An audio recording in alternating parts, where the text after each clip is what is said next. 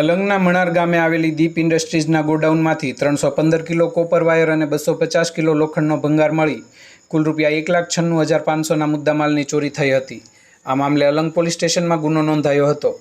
ઘટનાની તપાસ દરમિયાન અલંગ પોલીસ ઇન્સ્પેક્ટર PM દેસાઈના માર્ગદર્શન હેઠળ અલગ અલગ ટીમો બનાવી ટેકનિકલ સેલની મદદ લેવામાં આવી હતી. સાથે જ વિવિધ સ્થળોના CCTV કેમેરા પણ તપાસવામાં આવ્યા હતા.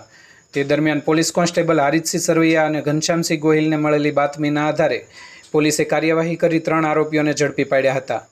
પોલીસે બુધાભાઈ ગોરધનભાઈ દિહોરા, કેશવભાઈ ઉર્ફે કેશો ખીમજીભાઈ બારૈયા અને જગદીશભાઈ રાઘવભાઈ કંટારિયાને ઝડપી પાડ્યા છે.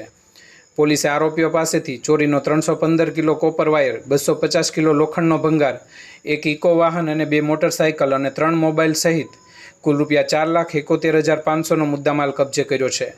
આ ગુનામાં રાજુભાઈ ઉર્ફે બાંગલો પોલાભાઈ ડાભી સહિત અન્ય 2 આરોપીની ધરપકડ કરવાની બાકી હોવાનું પોલીસ દ્વારા જણાવાયું છે.